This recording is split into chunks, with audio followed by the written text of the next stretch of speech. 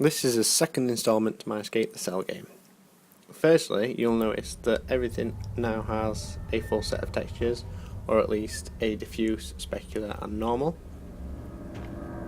which gives it a more realistic sort of feel to the game. There's also some new assets, new decals on the walls, and new sound effects, as well as particles. Some of the decals replace messages that popped up on screens. For example, Escape the Cell is now gone from the game and written on the wall in blood instead. And there's also the tally chart on the wall, which is sort of a prisoner will have scribbled, either etched away at the wall or scribbled on it with chalk or whatever they could find, stone maybe, to tally how long they've been there. The bed itself is sort of grimy, unwashed, sort of not very nice looking, full of all sorts of bodily fluids and excretions, just nasty. The lightning effect occurs every 10 to 30 seconds and just adds a bit of atmosphere to the game. And the lightning effect sort of lights up the rooms and illuminates certain things. The entire lighting itself is changed, which I'll talk about that later. I still wanted the pick up and move objects to be in the game, so for example this bit, you have to move the boulders out of the way. And the idea behind this is that another person has tried to tunnel their way out, but I didn't quite get the model for the person finished. And then you escape through that little room.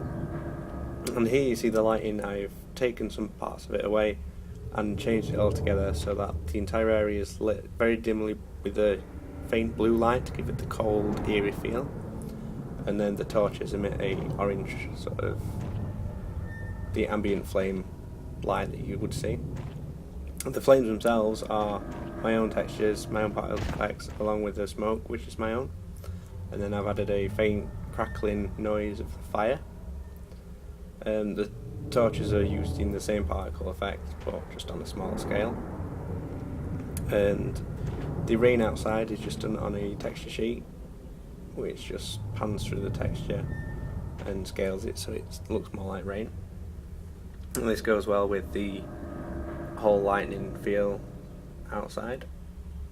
The player then picks up the key, which has a new sound to it, and then the door that was blocked with the debris from the game is now just a door that is blocked by something on the other side, which you later see what it is. Then the player has to explore these cells as before, but however this time the doors don't close back on yourself, so you can close them if you choose to, which is how a door would work rather than it just shut back on you. So slightly a bit more realistic. And another new aspect and gameplay feature is the levers. So the player interacts with it and it informs the player that the lever is missing, so go find the handle. So the only other place to explore is the other cell door, so the player goes through that. I wanted them to sort of still keep the theme of having to move things around, look behind objects to try and find other objects, but here I've put the handle in plain sight so it's slightly illuminated by the light itself. And the player can go use the handle on the base of the lever, which triggers this wall to pull down, and then the player can progress through the level and reach the upper level of the area, also seeing why the door was blocked in the first place. And then when the player ascends, it's as before, to go through the same sort of tunnel, hallway, corridor thing, and find another handle lever that's missing.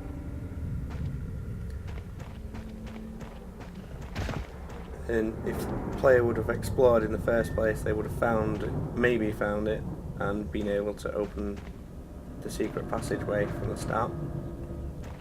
So it rewards exploration of the game level. And the sound effect does get louder the closer you are to it, so it indicates which direction it's come from to make finding the hidden paths slightly easier. And then once the player has revealed the last passageway, it reveals the last door where the player needs to go find the key. And again, if the player searched that final room, they would have found the key just lying there on the bed. So the player can pick up the key and head back to the main door. And once the player reaches the main door, it allows them to leave this area. Here are some of my models. They're all relatively low poly and simplistic, making it easier for me to texture and implement into the game. Some of them are as separate objects, so for example the bed has 3 parts to it: the mattress, the sheet and the pillow, which can be separated off if need be by the player. In case they wanted to, if I hid maybe a key under the sheet, then the player would have to remove the sheet to find the key. The lever is also 2 separate bits, so the handle has to be a separate object for the player to pick up. The walls are built modular so that they can be repeated and placed throughout the game level. There's also different variations of them. There's one with a chain, one with bars on it, and a basic plain one, so that it's not the same wall throughout the game. There is different variations of it.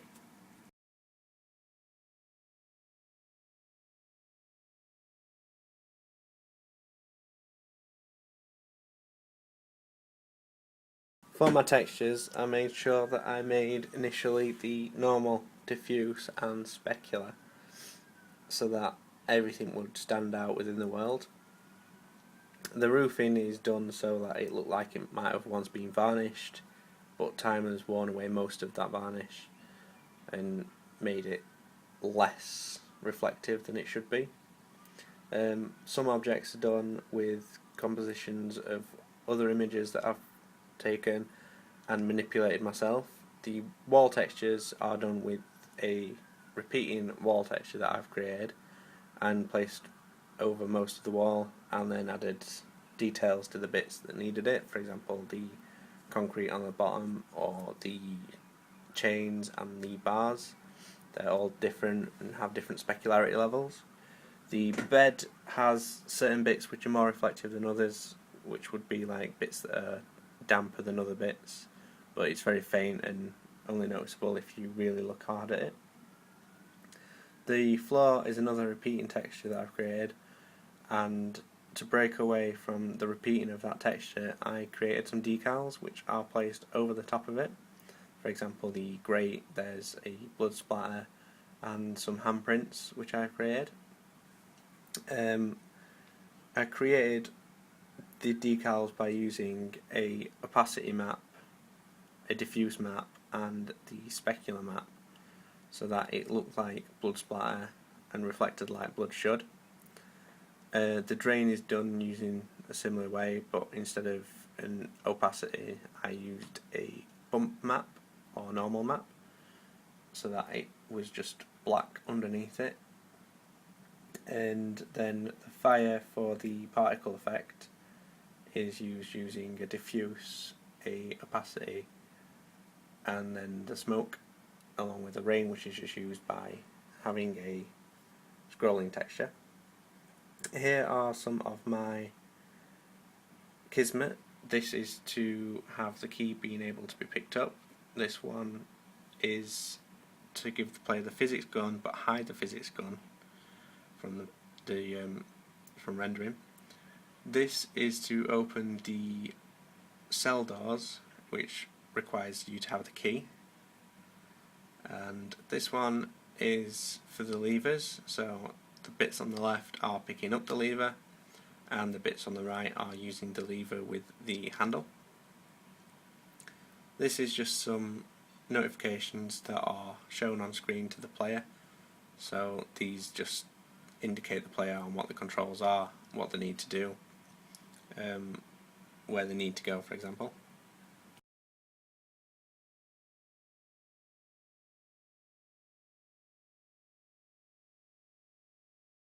This one is to allow the player to use the key on the main door at the end, so it requires them to pick up the key before they can use it.